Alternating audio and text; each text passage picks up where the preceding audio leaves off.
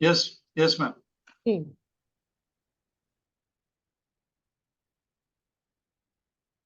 बहुत ज्यादा होते हैं।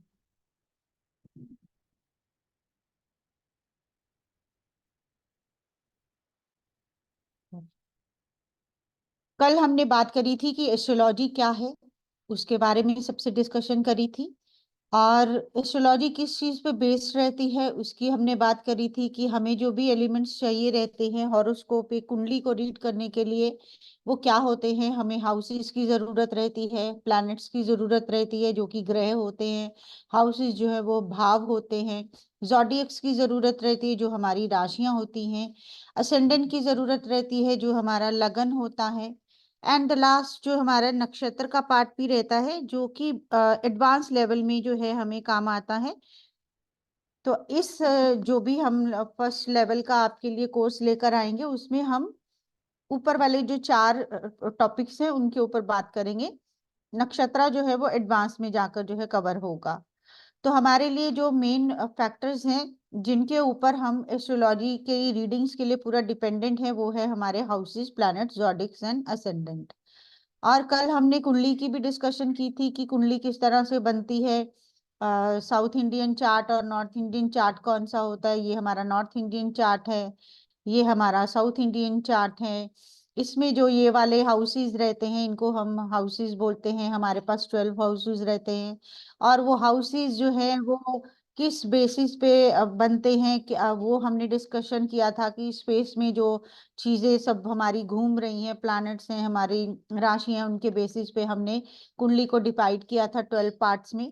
12 पार्ट्स में हमारे पास 12 हाउसेज आए और उसमें हर एक हाउस में एक राशि जो है वो प्लेस हुई। वो हमने कल डिस्कशन किया। हमने डिफरेंसेस भी देखे थे कल कि नॉर्थ इंडियन चार्ट में और साउथ इंडियन चार्ट में क्या डिफरेंसेस रहते हैं। कि वहां पर हमारे हाउसेस फिक्स रहते हैं और साउथ इंडियन चार्ट में हमारी राशियां फिक्स रहती हैं। सबको याद होगा जिन्होंने कल की क्लास ज्वाइन करी थी। और उसके बाद हमने ये भी डिस्कशन किया था कि हर हाउस से हम क्या देख सकते हैं, कि क्या क्या चीजें जो है हमारी लाइफ की हमें यहाँ से दिख सकती हैं। क्योंकि हमारे लिए जो एस्ट्रोलॉजिकली अगर हम इसको रीड करने की कोशिश करें तो हम जो भी चीज देखेंगे उसके वेरियस नंबर्स ऑफ सिग्निफिकेशंस रहेंगे। और आपको हर चीज जो है आपके बारे में किसी ना किसी तरीके से कुछ ना कुछ जो है वो बताएगी ही। तो हमने कल बात करी थी कि हाउसेस जो है वो किस तरह से आपको जो है बताते हैं आपके बारे में। कि फर्स्ट हाउस आपका अपना सेल्फ है, सेकंड हाउस आपकी फैमिली है, थर्ड हाउस आपके सिबलिंग्स हैं, फोर्थ हाउस आपकी मदर है, फिफ्थ हाउस आपके चिल्ड्रन हैं, आपके इंटेलिजेंस हैं, सिक्स्थ हाउस आपके एनिमीज हैं, आपकी डिजीजेस हैं, आपका कंपटीशन है, सेवंथ हाउस आपका मैरिज है, स्पाउस है, जो मेन सिग्निफिकेशंस रहते हैं। और हमने कल डिटेल में किया था, अभी हम जो है थोड़ा सा रिवीजन टाइप कर रहे हैं। एट्थ हाउस जो है वो हमारी लॉन्जिविटी का, हमारे ऑकल्ट का एंड इन लॉज का, आपके मिस्टिसिज्म का, उन सब का हाउस है। नाइन्थ हाउस से हम अपना हायर एजुकेशन देखते हैं, हम अपना रिलीजन देखते हैं, अपने फादर को देखते हैं, हमारे अपने सारे मेंटर्स को देखा जाता है। टेंथ हाउस हमारे कर्मास को क्या दिखाता चला है। अभी? टेंथ हाउस हमारा जो है हमारे कर्मास को रिप्रेजेंट करता है। कि हमारे प्रोफेशन में हमारा क्या स्टेटस रहेगा, हम कितना उसमें अचीव कर पाएंगे, कितना हम राइज कर पाएंगे, वो सब हम टेंथ हाउस से देखते हैं। इलेवेंथ हाउस हमारे गेन्स को, हमारी डिजायर फुलफिलमेंट को दिखाता है, हमारे लार्ज सर्कल्स को दिखाता है, हमारे इनकम के सोर्सेज को बताता है। इनकम के बाद हमारा जो लास्ट हाउस रहता है वो हमारे लॉसेस का है, हमारे एक्सपेंडिचर्स का है, मोक्ष का है। क्योंकि लाइफ का जो साइकिल है वो कंप्लीट हो जाता है तो अल्टीमेट हमारा गोल जो रहता है वो स्पिरिचुअलिटी में जाना, मेडिटेशन में जाना, मोक्ष को प्राप्त करना। तो ट्वेल्थ हाउस जो है इन चीजों को गवर्न करता है। इसके साथ साथ ही वो अननोन चीजों को डिफाइन करता है, सॉलिट्यूड को, अकेलेपन को। लाइक अगर आपके ये फॉरेन को यहाँ से देखा जाएगा, हॉस्पिटल को यहाँ से देखा जाएगा, इवन कुछ लोगों की कुंडली में जेल यात्रा लिखी होती है वो भी यहीं से देखी जाती है, क्योंकि वहां पर भी आप जो है अकेले रहने के लिए मजबूर रहते हैं। तो इस तरह से हर हाउस जो है हमें कुछ ना कुछ हमारे बारे में बता रहा है। आज की क्लास में हमने कल थोड़ा डिटेल में किया था आज मैंने एक जनरल प्रीव्यू दिया आपको, और कोर्स में हम इसमें डिटेल में करेंगे कि हम हर हाउस से क्या क्या चीजों को देख सकते हैं, क्योंकि हर एक हाउस की वेरियस इनॉर्मस जिसको कहते हैं सिग्निफिकेशन है। आप हर हाउस से हर चीज देख सकते हैं। आप अपनी लाइफ के बारे में ही नहीं, आप अपने जितने भी नियर एंड डियर वंस हैं उन सब की जो है लाइफ अपनी कुंडली से चेक कर सकते हैं। लाइक अगर आपको मदर को देखना है तो आप मदर से उनकी लाइफ कैसी जा रही है वो देखेंगे। सिबलिंग्स के बारे में जानना है, आप उनकी लाइफ को देख सकते हैं। आपके फादर की लाइफ कैसी रहेगी वो आपकी कुंडली बताएगी। आपके स्पाउस का लाइफ पैटर्न कैसा रहेगा, हर चीज जो है आप इस कुंडली में से देख सकते हैं। उसके बाद हमने बात करी थी कि हमारे पास 12 जोडियक्स होते हैं, राशि होती हैं जिनको नंबर एलोकेट किए गए हैं। इस नंबर से ही हम जो है कुंडली में राशियों को देखते हैं। जहां कहीं पे भी हमें नंबर दिखेगा जब हम एस्ट्रोलॉजी में डील कर रहे हैं, तो वो ये नंबर जो रहेंगे वो सारे जो है हमें आ, राशियों के बारे में बताएंगे। कि अगर 5 नंबर हमें दिखेगा तो इट मीन्स कि ये सिंह राशि की बात हो रही है, जिसको हम इंग्लिश में लियो बोलते हैं। 9 नंबर की बात हो रही है तो धनु राशि की यानी कि सजिटेरियस की बात हो रही है। तो इस नंबर से हमें इन राशियों को जो है गवर्न करना है, इनको याद रखना है। ये भले हमें भूल जाए, ये नहीं भूलने चाहिए कि 12 नंबर की राशि मीन होती है, पाइसिस होती है। 4 नंबर कर्क को कहते हैं, कैंसर को कहते हैं। तो इसी नंबरिंग के ऊपर जो है कंसंट्रेट हमें करना रहता है। एंड उसके बाद हमने बात करी थी, आई थिंक इतना ही हमने किया था कल। अब राशियों के बाद हम प्लैनेट्स के ऊपर काम करते हैं कि हमें जो है, जो हमारा स्पेस है इसमें सब प्लैनेट्स जो हैं घूम रहे हैं। और हमने बात करी थी कि हमारे पास 7 जो है वो फिजिकल प्लैनेट्स रहते हैं, और 2 हमारे पास शैडो प्लैनेट्स जो हैं वो रहते हैं, जिनके बेसिस पे हम फर्दर क्लासिफिकेशन अपनी लाइफ की जो है करते हैं। सबसे पहले हमारे पास सन रहता है, जिसको हम अपनी सेलेशियल कैबिनेट, कि अगर हम ग्रहों की एक सभा कहें, एक राज दरबार कहें, तो जो सन है हमारा वो हमारा किंग है, इस कैबिनेट का जो है किंग है। तो सन जो है वो सूर्य जिसको कहा जाता है, वो हमारे किस चीज को रिप्रेजेंट करता है वो हम यहाँ पर आपको पहले बता देते हैं कि सन हमारे सोल को रिप्रेजेंट करता है। अगर हम इनकी सारी सिग्निफिकेशंस की बात करें तो हमारे पास इन हर एक प्लैनेट के पास नंबर ऑफ जो सिग्निफिकेशंस रहती हैं। तो मेन जो सिग्निफिकेशन रहती है सन की, कि अगर हमें किसी इंसान की आत्मा कैसी है, उसका सोल कैसा है वो जानना हो, तो हम उसकी कुंडली में सन की पोजीशन को, सन की प्लेसमेंट को, सन की नेचर को, उसके ऊपर क्या अफ्लिक्शन आ रही क्या नहीं आ रही, वो सब चीजें जो है चेक करेंगे। इसके साथ ही सन हमारे फादर को रिप्रेजेंट करता है, हमारी गवर्नमेंट को रिप्रेजेंट करता है, हमारे बॉसेस को रिप्रेजेंट करता है, हमारी इम्यूनिटी को रिप्रेजेंट करता है। तो हर चीज की, हर एक हाउस की, प्लैनेट्स की, राशियों की बहुत सारी सिग्निफिकेशंस रहती हैं, जो कि हम कोर्स में करेंगे। आज के लिए हम इतना बताना चाहेंगे कि सन जो है वो हमारी सोल का सिग्निफिकेटर है, नंबर 1। फादर का सिग्निफिकेटर है हमारे बॉसेस या हमारी गवर्नमेंट का सिग्निफिकेटर है। अभी जैसे यहाँ पर मैंने लिखा है कि देयर आर 7 फिजिकल प्लैनेट्स, मैंने आपको बताया फिजिकल प्लैनेट से मतलब ये है कि ये जो ऊपर वाले 7 प्लैनेट्स हैं हमारे पास, सन यानी कि सूर्य, मून यानी कि चंद्रमा, मार्स यानी कि मंगल, बुध यानी कि मरकरी, गुरु यानी कि जुपिटर, वीनस यानी कि शुक्र, शनि यानी कि सैटर्न, इन सबको आप जो है सोलर सिस्टम में देख सकते हैं। अगर सबको याद है कि हम जो ज्योमेट्री में, सॉरी ज्योग्राफी में चीजें देखते थे, करते थे, उसमें कहीं ना कहीं हमारा एक सोलर सिस्टम आता था जिसमें एक सन होता था।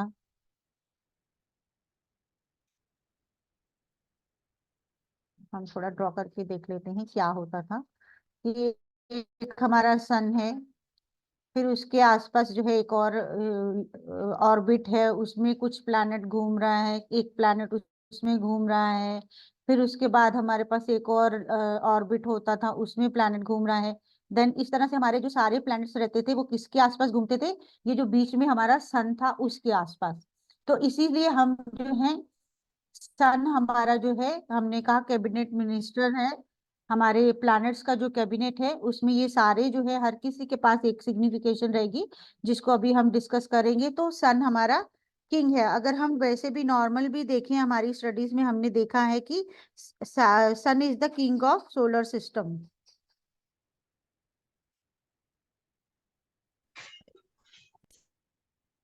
सोलर सिस्टम का किंग जो है हमारा सन रहता है, जिसकी सिग्निफिकेशन की हमने बात करी कि वो सोल को रिप्रेजेंट करता है, फादर को, हमारी गवर्नमेंट को रिप्रेजेंट करता है।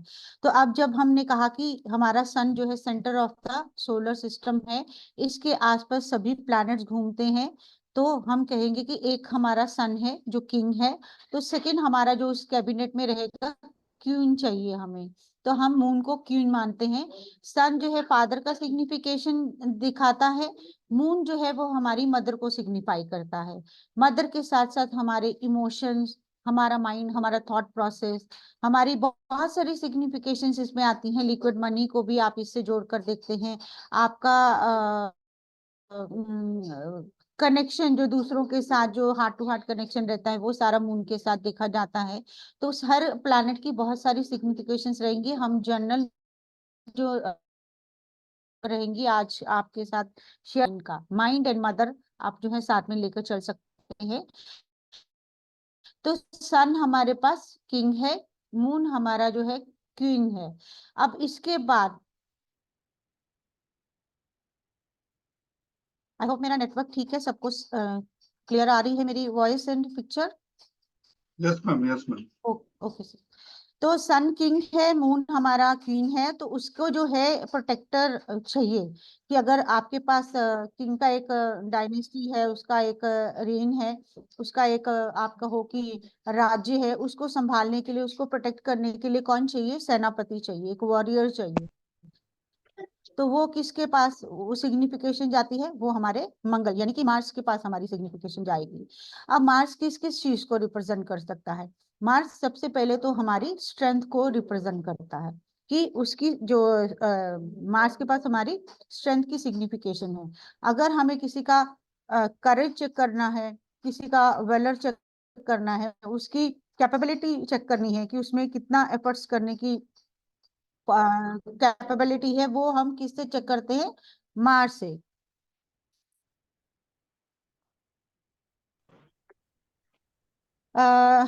मार्स को हम जिस तरह से हमने कहा कि सेनापति बोला जाता है, तो उस तरह से मार्स के पास जो है एनर्जी रहती है, एंथुसियाज्म रहता है। जिस तरह से मैंने आपको बताया कि हम जब क्लास करेंगे डिटेल में, तो हम सभी इनकी सिग्निफिकेशंस को जानने की कोशिश करेंगे। आज के लिए इतना समझिए कि मार्स जो है वो हमारा स्ट्रेंथ को दिखाता है, वो हमारे सेलेशियल कैबिनेट का जो है एक वॉरियर है, एक सेनापति है। और हर तरह की करेज जो है, हमारी हमारी एफिशिएंसी जो है, फिजिकल एफिशिएंसी जो है, वो मार्स से देखी जाती है। अब उसके बाद मरकरी है। मरकरी को प्रिंस बोला गया है, इस कैबिनेट का प्रिंस, की सन का जो है बेटा जिसको कहें, वो कहा गया है कि इसके पास भी अ, जो है पावर्स रहती हैं। ये एक किड के साथ आप जोड़ के देखिए कि बच्चे जिस तरह से चंचल होते हैं, क्यूरियस होते हैं, हर चीज को जानने की कोशिश करते हैं, वो सारी जो क्वालिटीज होती है, वो मरकरी के साथ जोड़कर हम लोग देखते हैं। और सन के साथ मरकरी को ही प्रिंस क्यों बोला गया है? क्योंकि अगर आप सोलर सिस्टम चेक करोगे एस्ट्रोनॉमिकली, तो आप देखेंगे कि सन के सबसे पास जो है मरकरी ही रहता है। जब आप कुंडली भी बनाएंगे, तो आप उसमें देखेंगे कि सन या तो सूर्य के साथ होगा, सन के बिल्कुल साथ एक ही घर में होंगे दोनों, या एक घर आगे या बिल्कुल पास में ही, मतलब आप कहिए कि ज्यादा दूर वो नहीं जा सकता, उसका कनेक्शन जो है सन के साथ साथ ही रहता है। तो इसलिए जो हमारा मरकरी रहता है, उसके पास हमारे प्रिंस का जो एक स्टेटस है वो रहता है। और जिस तरह से मैंने कहा कि मरकरी जो है क्यूरियस बहुत रहता है, हर चीज को जानने की, तो वो जो कोशिश जो रहती है जानने की, वो किससे रिप्रेजेंट होती है? तो हमारी इंटेलिजेंस जो है वो मरकरी से देखी जाती है। मरकरी से हम अपनी स्पीच को भी देखते हैं, मरकरी से हम अपने बिजनेस को, ट्रेड एंड कॉमर्स को, इन सबको देखते हैं। आप मरकरी से बहुत सारी चीजें जो कि हमारी एजुकेशन, जो हम जो स्कूलिंग हमारी होती है, वो मरकरी से देखी जाती है। तो बहुत सारे सिग्निफिकेशंस रहेंगे। डिटेल में हम क्लास में करेंगे। अभी के लिए आप ये समझिए कि मरकरी जो है वो हमारी इंटेलिजेंस का सिग्निफिकेटर है। इंटेलिजेंस है, हमारी एजुकेशन है, हमारा स्पीच है, और क्यूरियोसिटी जो हमारी हर चीज को जानने की एक इंटेलिजेंस है हमारे पास, एक एनालाइज करने की जो कैपेबिलिटीज है, वो सारी जो है मरकरी के अंडर आएंगी। और इससे ही हम मरकरी की पोजीशन से इन सब चीजों को चेक करेंगे। अब मरकरी तो हमारा हो गया इंटेलिजेंस। अब उसके बाद हमारे पास जुपिटर आ रहा है। जुपिटर को इन प्लैनेट्स का गुरु कहा गया है। सन को एडवाइजर चाहिए, अगर कोई किंग है उसको एक एडवाइजर चाहिए। जिस तरह से आप देखते थे हमारे महाभारत में, रामायण में, कि किंग के पास एक गुरु रहते थे जो उनको हर बात में सलाह देते थे, एडवाइस देते थे। तो गुरु जो है ये इस कैबिनेट के गुरु हैं, जुपिटर, जिनको हिंदी में हम गुरु भी बोलते हैं, बृहस्पति भी बोलते हैं, और इंग्लिश में ये जुपिटर रहते हैं। तो ये हमारे विजडम के सिग्निफिकेटर हैं, क्योंकि सबसे पहले उनके पास एक अच्छा विजडम रहता है जो कि वो सही और गलत को दूसरों को समझा सकते हैं। सन को एडवाइस दे सकते हैं, बाकी लोगों को एडवाइस दे सकते हैं कि कैसे आप आगे बढ़ो और अपनी चीजों को सही से चलाओ। तो गुरु जो है एक टीचर का काम करता है, उसके पास विजडम रहता है। इसके साथ ही जुपिटर के पास हमारे जीवन की बहुत सारी सिग्निफिकेशंस रहती हैं। जिस तरह से आप कहिए कि सुख और संपदा, जिसको कहें प्रॉस्पेरिटी, हमें जो है जुपिटर से मिलती है। मैरिज की हैप्पीनेस जो है वो जुपिटर से मिलती है। बच्चों का जो सुख रहता है वो जुपिटर से मिलता है। तो आप कहिए कि जुपिटर जो है वो अबंडेंस के सिग्निफिकेटर है, कि आपकी लाइफ में जितनी अबंडेंस, जितनी खुशियां, जितनी हैप्पीनेस जो है वो जुपिटर के अंडर आती है। और जुपिटर को एक एडवाइजर का जो है दर्जा प्राप्त है। अब सन है, उसके पास क्वीन भी है, उसको प्रोटेक्ट करने वाला मार्स भी है, प्रिंस भी मिल गया, गुरु भी मिला है। लेकिन सन जो है वो एक राजा है, तो उसको क्या चाहिए? एंटरटेनमेंट भी चाहिए, उसको हर तरह का कंफर्ट और लग्जरीज भी चाहिए, उसको पैसा भी चाहिए। तो वो सब किसके अंडर आ जाएंगे? वीनस के अंडर। वीनस किसका सिग्निफिकेटर है? लग्जरीज का, कंफर्ट्स का, एंटरटेनमेंट का, फैशन का, ब्यूटी का, रिलेशनशिप्स का। तो सब ये जो चीजें रहेंगी ये आपकी वीनस से चेक करी जाएंगी। अब सन के पास सब चीजें हो गई, एंटरटेनमेंट तक का भी इंतजाम हो गया। अब उसको, सन को ऐसे लोग भी तो चाहिए जिनके ऊपर वो रूल कर सके। एक आम पब्लिक, एक आम जनता भी चाहिए। तो वो हम कहाँ से देखते हैं?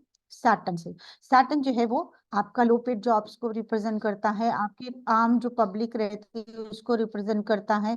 और सबसे बड़ा सिग्निफिकेशन जो सैटर्न के पास रहता है वो है कर्मा का। सैटर्न इज कर्म कारक प्लैनेट, कि आपके कर्मास को गवर्न करता है, आपके प्रोफेशन को गवर्न करता है, आपकी लाइफ में कितनी स्टेबिलिटी रहेगी उस चीज को गवर्न करता है। तो सैटर्न से हम अपना मेनली जो है प्रोफेशन, अपने हर तरह के कर्मास जो हैं वो सैटर्न से चेक करते हैं। हमारी लाइफ में हमसे नीचे काम करने वाले जो हैं वो लोग सैटर्न से देखे जाते हैं। हमारा हार्ड वर्क, हमारी पेशेंस, हमारा परसिवियरेंस, वो सब जो है सैटर्न के अंडर आता है। और उसी से हम इसको जो चेक करते हैं। किसी की लाइफ के बारे में कुछ भी जानना हो, प्रोफेशन से रिलेटेड, उसकी नेचर से रिलेटेड, उसमें उसकी लाइफ में कितनी स्टेबिलिटी रहेगी, तो हम सैटर्न को चेक करेंगे। अब ये वाले जो प्लैनेट्स हैं, ये जो हमने अभी सोलर सिस्टम बनाया था उसमें ये सारे विजिबल रहते हैं। आप लोगों ने ज्योग्राफी में, एस्ट्रोनॉमिकली आपने ये सब देखे भी होंगे, क्योंकि सन भी विजिबल है, मून भी विजिबल है। मार्स के ऊपर हम अभी चल रही थी बातें कि वहां जाते हैं। तो ये सारे जो प्लैनेट्स हैं हमें फिजिकली दिखाई देते हैं। लेकिन जो राहु और केतु जो है ये हमें नहीं दिखाई देते, हम इनकी फिजिकल बॉडी को नहीं चेक कर सकते, क्योंकि ये शैडो प्लैनेट्स हैं। ये बेसिकली मून की शैडो हैं। और जो राहु और केतु किस तरह से बने थे, आई होप आप लोग इस बारे में जानते होंगे कि जो स्वर भानु नाम का एक राक्षस था, जब समुद्र मंथन हो रहा था तब उसने जो है अमृत पी लिया था राक्षस होने के बावजूद। और उसका जो है सर भगवान विष्णु ने जो है सुदर्शन चक्कर चलाकर धड़ से अलग कर दिया था। तो वो एक राक्षस जो स्वर भानु नाम का था, उसका जो हेड था वो राहु बन गया। और जो उसका धड़ रह गया वो केतु बन गया। और अब जो राहु है उसके पास क्या है, उसके पास ब्रेन है, क्योंकि उसके पास हेड का पार्ट चला गया। और उसकी डिजायर्स हैं, क्योंकि वो राहु है, दिमाग से सोच सकता है कि जिंदगी में उसको क्या चाहिए। और राहु जो है वो बहुत वास्ट है, फैलाव है। मतलब अगर आप कहें कि कोई भी चीज जो है वो बड़ी हो सकती है, जिंदगी में बहुत ज्यादा फैल सकती है, वो राहु रहती है। राहु क्या है हमारे लिए, मिस्टीरियस प्लैनेट है। मिस्टीरियस इन द सेंस कि आप उसके कैरेक्टर्स को जज नहीं कर सकते कि वो किस तरह का है। अगर वो पॉजिटिवली इफेक्ट दे तो आप कहेंगे कि कलयुग में वो सबसे मेन प्लैनेट है, राजा की जो एक पोजीशन है उसी के पास है। क्योंकि हमारा जितना भी ये नेटवर्किंग चल रहा है, जो हम ये ऑनलाइन क्लासेस ले रहे हैं, हम फोन यूज कर रहे हैं, जो हम ये लैपटॉप यूज कर रहे हैं, ये सब जो है हमारा राहु है। और राहु ने जो है कॉन्स्पिरेसी एक बिल्ड करी, एक षड्यंत्र उस टाइम पे रचा था कि वो देवताओं की कैटेगरी में अपनी जो है रूप बदल कर बैठ गया और उसने अमृत पान किया। तो वो जो चीटिंग वाले सारे कैरेक्टर्स होते हैं वो भी उसमें राहु में आ जाते हैं। और उसने जिस तरह से अपना भेष बदला, उस तरह से उसकी उसको एक मिस्टीरियस कैरेक्टर भी कहा जाता है, कि बहरूपिया कहा जाए, मिस्ट्री वाला प्लैनेट कहा जाए, वो सब जो है राहु के पास सिग्निफिकेशंस रहते हैं। और कहीं ना कहीं ये आजकल के मैटर में, आजकल की सिचुएशन में अबंडेंस को भी रिप्रेजेंट करता है। कि अगर जुपिटर हमें अबंडेंस दे सकता है, वो एक सीक्रेट टाइप की अबंडेंस देगा, और राहु जो है वो अनएथिकल वे में भी आपको अबंडेंस दे सकता है। तो राहु जो मेनली रहता है, वो रहता है एक मिस्ट्री का प्लेनेट। उसके पास हर तरह की आप कहो स्ट्रैटेजी है, हर तरह की हर तरह की मतलब कोशिश वो कर सकता है कि उसको जो चाहिए, क्योंकि वो डिजायर्स को भी रिप्रेजेंट करता है। अपनी डिजायर्स को कितना अचीव करना है, कैसे अचीव करना है, वो सारा माइंडसेट जो है राहु का चलता है। और अगर आप कहीं विजडम चाहिए, इंटेलिजेंस चाहिए, तो ये सब लोग जो है एक सही रास्ते पे चल के काम कर सकते हैं। लेकिन जो राहु है उसको जो चाहिए वो उसके लिए हर तरह की जो है हदों को पार करना, चाहे उसके लिए उसको कुछ भी करना पड़े, वो करेगा। क्योंकि उसको जो चाहिए वो चाहिए, डिजायर जो है उसके पास एक ऑब्सेशन रहता है कि जो उसको चाहिए वो हर हालत में चाहिए। तो आप कह सकते हो कि जो बाकी लोगों के पास चीजें हैं वो सब राहु के पास हैं, लेकिन उसमें आप ये कह सकते हो कि वो एक गुड वेज में नहीं जाना चाहता, वो एक अच्छी तरीके से जो है लाइफ नहीं लीड करना चाहता। वो चाहता है कि जो भी उसकी डिजायर्स है वो किसी भी तरह से फुलफिल हो जाए। तो इसीलिए इसको जो है मिस्ट्री का प्लैनेट कहा जाता है। और बेसिकली ये जो अगर हम एस्ट्रोनॉमी के अकॉर्डिंग चेक करें तो राहु और केतु जो है मून के नोड्स रहते हैं। राहु को हम नॉर्थ नोड कहेंगे और साउथ को सॉरी केतु को साउथ नोड कहते हैं। तो बेसिकली ये मून की शैडो रहते हैं। तो राहु जो है वो मिस्ट्री का, ऑब्सेशन का, उसको जो चाहिए उसको पाना है, उसको हर लिहाज से उसको जो है अचीव करना है, अपनी डिजायर पूरा करना है। इसके बिल्कुल केतु जो है वो ऑपोजिट है।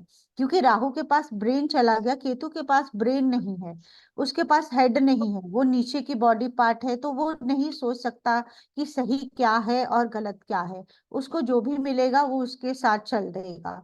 और जो केतु है वो कहता है कि इस दुनिया में जो है वो ज्यादा चीजों की जरूरत नहीं है, आपको मटेरियलिस्टिक वर्ल्ड में ज्यादा कनेक्ट होने की जरूरत नहीं है। उसका जो मेन एम रहता है वो रहता है मोक्षा का। वो हर चीज से आपको जो है डिटैच करता है। वो कहता है कि ये जो सब चीजें आपको दिखाई दे रही हैं, इन द एंड ये सब खत्म हो जाएंगी। तो आप इन सब के पीछे भागने की बजाय आप जो है स्पिरिचुअल हो जाइए, मोक्षा के लिए काम करिए, आप इस जीवन से छूट जाइए। तो जब भी हम केतु को कुंडली में चेक करेंगे वो ऐसी चीजों को रिप्रेजेंट करेगा जहां से हमारी डिटैचमेंट होनी हो। अगर केतु का इन्वॉल्वमेंट आ जाए तो वो उस चीज से हमें दूर करने में हमारी जो है हेल्प कर जाता है। कई बार वो ये पॉजिटिवली भी काम करता है, और कई बार आपको जिस चीज की बहुत चाहत होती है वो चीज भी आपसे जो है दूर हो सकती है। तो केतु जो है मेनली डिटैचमेंट का सिग्निफिकेटर है, और राहु जो है वो ऑब्सेशन का सिग्निफिकेटर है। आई होप आई एम क्लियर। सबको यहाँ तक कुछ भी पूछना हो, कुछ क्लियर नहीं लग रहा हो तो आप पूछ सकते हैं।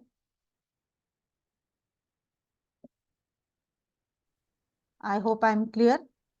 अब हमने ये प्लैनेट्स देखे कि 7 प्लैनेट्स हमारे पास फिजिकल बॉडीज वाले प्लैनेट हैं और 2 हमारे पास जो है शैडो प्लैनेट्स।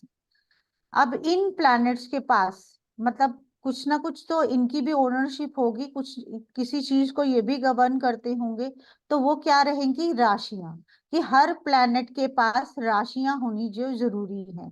क्योंकि अगर आपके पास एक आपका जो है फिजिकल बॉडी है, तो आपको उसको ऑपरेट करने के लिए, अपने फंक्शनिंग देने के लिए कुछ ना कुछ आपको जो चाहिए, एक प्लेसमेंट चाहिए, एक आपका एक पोस्ट चाहिए। तो वो जो रहती है वो राशियों की पोस्ट रहती है, और मिलती किसको है? हमारे प्लैनेट्स को। और राशियों के बारे में ये बताना चाहूंगी कि राशियां बेसिकली क्या है। जिस तरह से हमने कल बात करी थी कि हमारे स्पेस में जिस तरह से प्लैनेट घूमते हुए हमें दिखाई देते हैं, उसी तरह से आपकी राशियां भी वहां पर रिवॉल्व कर रही हैं, ट्रैवल कर रही हैं। और जो राशियां हैं इनको हम क्या कहते हैं? बेसिकली ये एड्रेस रहती हैं किस चीज का? कि हमारी कुंडली में कौन से घर को कौन सा उस घर का क्या एड्रेस है। जैसे मान लीजिए अगर कोई हमारे पास कुंडली है, उसमें हम कहेंगे कि यहाँ पर आपका 8 नंबर है, और हमने कल ये बात करी थी कि अगर यहाँ पर 8 नंबर है तो एंटी क्लॉकवाइज हम मूव करेंगे, यहाँ पर हमारा 9 नंबर जो है आ जाएगा। कि यहाँ पर 8वीं राशि, 8वीं राशि का मतलब है स्कॉर्पियो। स्कॉर्पियो से मूव करेंगे साजिटेरियस पे, साजिटेरियस अगली राशि हाउस में आ जाएगी। फिर हमारा कैप्रिकॉर्न यानी कि मकर राशि 3rd हाउस में आ जाएगी। 11th में हमारी सॉरी 4th में हमारी 11th राशि यानी कि एक्वेरियस आ जाएगी। एंड इस तरह से हम आगे चलते जाएंगे तो सभी राशियां जो है हमारी इस हमारे चार्ट में दिखाई देंगी।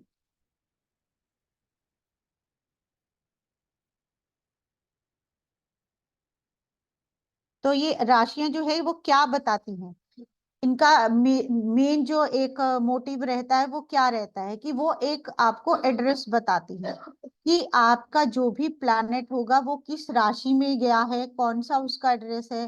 कि अगर मान लीजिए यहाँ पर हमारा सैटर्न प्लेस्ड है, तो हमारी कुंडली में सैटर्न का एड्रेस क्या हो जाएगा? एक तो वो ये हो जाएगा कि वो 10th हाउस में प्लेस्ड है। दूसरा उसका एड्रेस राशि रहेगी कि कौन सी राशि में जो है शनि स्थित है। तो शनि किस राशि में स्थित है? 5 नंबर की राशि में। 5 नंबर की राशि कौन सी होती है? लियो राशि। तो बेसिकली जो राशियां हैं हमारी, सभी राशियां जो है हमारी वो एक एड्रेस को डिफाइन कर रही हैं कि आपका प्लेनेट कौन से राशि में है, आपके किस घर में कौन सी राशि पड़ रही है। तो वो जो राशियां हैं वो आपके लिए एक एड्रेस बताने का काम करती हैं। अब जो हमारे पास प्लैनेट्स हैं, बेसिकली हमने कहा फिजिकल प्लैनेट्स जो हैं हमारे 7 प्लैनेट्स हैं। उन सबकी जो है अपना एक उनका एक नेचुरल एड्रेस भी है। कुंडली में वो अलग अलग जगहों पर बैठेंगे, लेकिन उनके पास एक ओनरशिप भी है कि हर प्लैनेट जो है किसी राशि को ओन करता है। ओन करता है मतलब वो ऑपरेट करेगा उस राशि के अकॉर्डिंग। उस राशि के अकॉर्डिंग भी नहीं, मैं कहूंगी उस राशि के नाम पर वो चीज आप कह सकते हो कि इस तरह से वो काम करते हैं। जैसे सन यानी कि सूर्य जो है वो किसको ओन करता है? 5 नंबर की राशि को। लियो और सिंह जिसको हम हिंदी में बोलते हैं, इसको जो ओन करेगा वो सन करेगा। कि राशि जब भी ऑपरेट करेगी, अपना जो भी रिजल्ट देगी वो किससे देगी? प्लैनेट से देगी। तो प्लैनेट कौन होगा इसका लॉर्ड? सन होगा। तो जब भी हम कहेंगे कि किसी भी भाव में हमारे 5 नंबर की राशि है, तो हम कहेंगे कि वहां का जो एक लॉर्ड हो गया, एक स्वामी हो गया, वहां का जो ओनर हो गया, वहां की जो फंक्शनिंग है सारी कौन संभालेगा? उसका जो लॉर्ड होगा वो होगा सन। सन संभालेगा। Am I clear? यहाँ तक समझ में आ रही है ये चीज? कंफ्यूजन तो नहीं लग रही किसी को? कि जो हमारी हाँ 5 जी। नंबर की राशि रहेगी जी, ओके। तो सन से वो गवर्न होगी, सन उसका लॉर्ड रहेगा। सन के पास लियो साइन है तो मून के पास भी एक साइन है, क्योंकि किंग हमेशा एक होता है। तो आपके पास उसकी जो लॉर्डशिप रहेगी वो लियो साइन की रहेगी, और उसके बाद क्वीन भी एक ही होती है।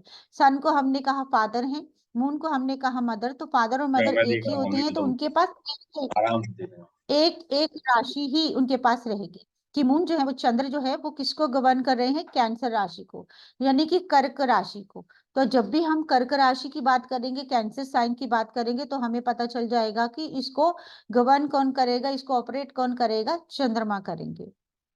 कि जहां पर भी हमारी कुंडली में 4 नंबर की राशि लिखी होगी, हमें पता होगा कि इसके लॉर्ड कौन है, मून है। तो वहां के जो भी फल होंगे वो मून से भी प्रभावित होंगे। मून उनके रिजल्ट्स देने में हमारी हेल्प करेगा। इट मीन्स इस तरह से हम इसको देख सकते हैं। अब इन दोनों के पास एक एक राशि रहती है। अब मंगल पे अगर आगे बढ़े हम, तो यानी कि मार्स पे, तो इनके पास 2 राशियां रहती हैं। पहली राशि एरीज और मेष जिसे कहा जाता है, और 8th राशि जो स्कॉर्पियो और वृश्चिक रहती है। इन दोनों को कौन ओन करते हैं, मंगल। कि जब भी हमारी कुंडली में कहीं पर भी मेष राशि की बात होगी या आपकी वृश्चिक राशि यानी कि स्कॉर्पियो की बात होगी, तो हम कहेंगे वहां पर जो एक दबदबा किसका चल रहा है, मंगल का चल रहा है। वहां के रिजल्ट कौन देगा, मंगल देगा। इसी तरह से मरकरी के पास 2 राशियां हैं, यानी कि बुध के पास एक जेमिनाई यानी कि मिथुन और दूसरी वर्गो यानी कि कन्या। 3 नंबर और 6 नंबर की राशियां जो हैं वो बुध से गवर्न होंगी।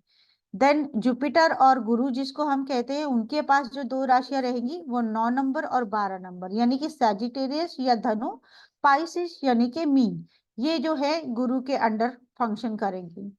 वीनस यानी कि शुक्र के पास भी 2 राशियां रहेंगी, यानी कि 2 नंबर और 7 नंबर। टॉरस, वृषभ या लिब्रा और तुला जिसको हम कहते हैं, ये दोनों राशियां जो हैं वीनस से गवर्न होती हैं। वीनस इनके फंक्शनिंग का जो है जिम्मा अपने ऊपर लेते हैं। लास्ट हमारी राशियां रहती है कैप्रिकॉर्न यानी कि मकर, और दूसरी एक्वेरियस यानी कि कुंभ। 10वीं और 11वीं राशि इसको कौन ओन करता है, सैटर्न यानी कि शनि।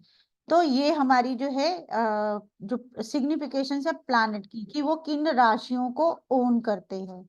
और अगर मैं यहाँ पर आपको थोड़ा इसके बारे में भी बताना चाहूँ, तो डेफिनेटली आई विल ट्राई। कि हमारे पास 7 प्लैनेट्स हैं मेन। अब उनके पास राशियां कौन कौन सी हैं वो आपको पता चल गई। तो अब उनको हम कुंडली में बिठाएंगे। तो हमने बात करी थी कल नेचुरल ज़ोडिएक चार्ट की, कि हमारा एक जो बेस कुंडली, नेचुरल ज़ोडिएक चार्ट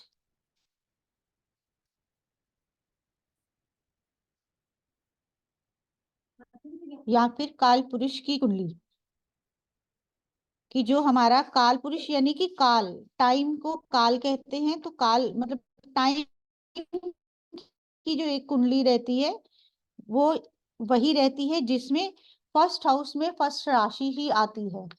कल हमने इसके बारे में बात करी थी। अब वो एलोकेशन किस तरह से हुई है उसके ऊपर अगर हम बात करें, तो हम कहेंगे कि हमारे जो सेलेशियल कैबिनेट है, जो हमारी ग्रहों की राज्यसभा है, वहां पर हमारे पास सन जो है वो किंग है।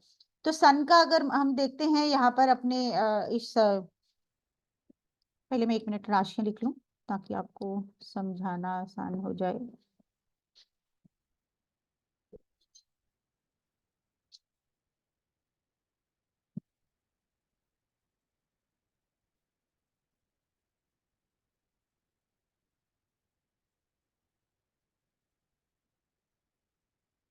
एक क्लासिफिकेशन हमने कल करी थी कि हमने इस कुंडली को किस तरह से एनालाइज किया, किस तरह से राशियों को बिठाया। आज हम दूसरी एक कल क्लासिफिकेशन देखेंगे। कि अगर हमने कहा कि हमारे 7 प्लैनेट जो हैं वो आपके एग्जिस्ट करते हैं हमारे सोलर सिस्टम में, और सन को हमने कहा किंग है। तो सन ने, अगर इस कुंडली की बात करें, तो सन ने ये वाली जो राशि है वो चूज कर ली कि ये मुझे पसंद है, मैं तो यहीं पर रूल करूंगा, मैं यहीं से ऑपरेट करूंगा। अब अगर सन यहाँ पर बैठा है तो ऑब्वियस है रानी को अपने पास ही रखेगा, कि मेरी रानी जो है वो मेरे आसपास ही रहनी चाहिए, दूर नहीं जानी चाहिए। तो उसने मून को यहाँ पर बिठा दिया। मून यहाँ पर बैठने के बाद उनका फैमिली लाइफ अगर बिगिन हुई, तो उनके बच्चे हुए, प्रिंस हुए उनके पास। तो जो मदर को बहुत क्लोज था, बड़ा बेटा जिसको कहा जाए, तो वो यहाँ पर जो है प्लेस हो गया, कि मदर ने उसको अपने पास बिठा लिया। फिर उसके बाद उनका सेकेंड अगर बेबी हो रहा है तो वो किंग को बहुत प्यारा था, कि किंग को छोटा बेटा प्यारा था, उसने उसको अपने पास में बिठा दिया। अब सन के पास क्वीन है और दो प्रिंस हो गए। प्रिंस जो थे उनको भी उनकी जो है स्पाउस चाहिए थी, तो बड़े बेटे ने अपनी स्पाउस यहाँ पर रखा और छोटे बेटे ने अपना स्पाउस यहाँ पर बनाया। तो हमारे पास उन दोनों की दो वाइफ्स भी हो गई, एक फैमिली कंप्लीट हो गई। अब जो वाइफ आई हैं वो कहती हैं कि ऑब्वियस है कि वीनस है तो वीनस ब्यूटी है आपका, हर तरह की ब्रांडिंग है, फैशनिंग है। तो आप कहें कि उसको जो है लगता है कि मुझे जो है एक सेफ जोन चाहिए, मुझे प्रोटेक्शन चाहिए, कि हो सकता है कि लोग इविल आई कुछ मेरे तरफ कर रहे हैं या लोग गलत दृष्टि से मुझे देख रहे हैं, तो मुझे जो है प्रोटेक्शन चाहिए। तो वीनस के साथ जो किंग ने है किसको अरेंज कर दिया, मार्स को, कि मार्स जो है इनकी प्रोटेक्शन करेंगे। अब ये इनकी प्रोटेक्शन के लिए हमारे पास मार्स यहाँ पर बैठ गई। मार्स के पास 1 और 8 राशि है। अब मार्स को भी किसी ना किसी की एडवाइस चाहिए कि वो किसके बेसिस पे काम करें, कौन उसको गवर्न करे कि इस तरह से करना चाहिए कि नहीं करना चाहिए, क्योंकि मार्स के पास एनर्जी है लेकिन उसको ये नहीं पता कि सही डिसीजन कैसे लिया जाता है। तो क्या चाहिए उनको, एक एडवाइजर चाहिए। तो हमारे किंग ने गुरु जो है इन दोनों के पास बिठा दिए, ताकि ये इनका ऑर्डर लेकर, इनकी एडवाइस लेकर जो है काम कर सके। अब ये सब तो चीजें पूरी हो गई, सब अपना अपना सबका एक प्लान जो है वो फुल प्रूफ हो गया। लेकिन अब ये है कि अब ये जो एक जो हमारा एक किसी ना किसी को कोई रूल करने के लिए भी चाहिए, ये एक आम जनता चाहिए जिसके ऊपर ये लोग अपना अपनी जो एक डोमिनेशन है वो रख पाए, किसके वेलफेयर के लिए काम करे। तो उसको क्या चाहिए थी, जनता चाहिए थी, जो नॉर्मल जो हमारी जो क्राउड रहती है वो चाहिए थी, पब्लिक चाहिए थी।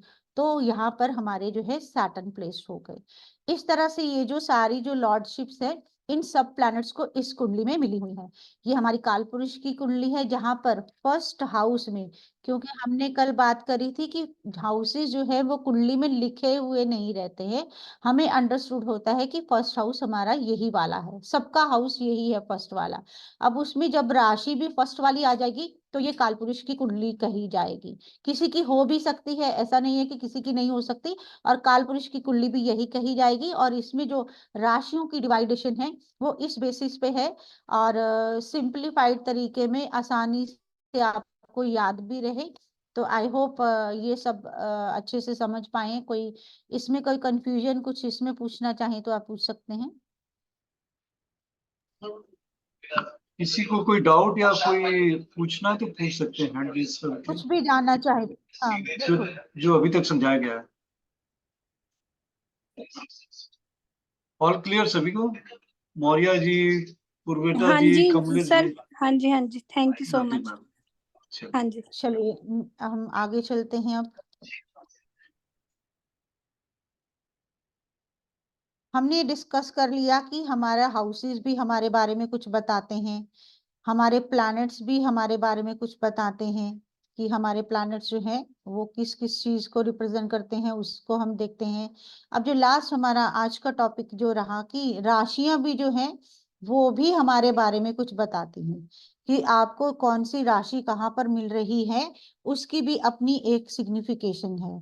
और जिस तरह से हमने देखा कि 12 राशियां होती हैं, तो 12 राशियों के हमने नाम लिख लिए। एरीज है, टॉरस है, जेमिनाई है, Cancer, Leo, Virgo, Libra, Scorpio, Sagittarius, Capricorn, Aquarius, Pisces. Hindi में हम इसे कहेंगे मेष राशि, वृषभ राशि, मिथुन राशि, कर्क राशि, सिंह राशि, कन्या राशि, तुला राशि, वृश्चिक राशि, धनु राशि, मकर राशि, कुंभ राशि और मीन राशि। अब ये जो राशियां हैं इनकी अपनी अपनी क्वालिटीज हैं। ये हमारी कुंडली में जहां पर भी बैठती हैं अपनी उन क्वालिटीज को वहां पर ऐड ऑन करती हैं, क्योंकि जब हम इसको रीड करना सीखते हैं तो सब चीजों को हमें एक साथ लेकर जेल करके फिर अपना जो है प्रेडिक्शन देना पड़ता है, बताना पड़ता है कि ये सब चीजें मिलकर क्या क्या हो सकता है।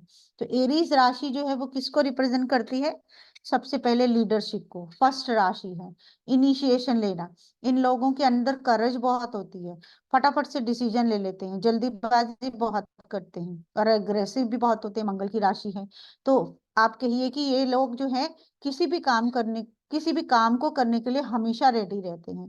लीडरशिप इनके अंदर काफी अच्छी होती है, मतलब हर चीज को शुरू करने के लिए ये बहुत फास्ट काम करते हैं, क्योंकि नंबर 1 की राशि है। तो ऑब्वियस है कि ये जो है एक लीडर भी रहेंगे और हर काम को करने के लिए आगे भी आएंगे।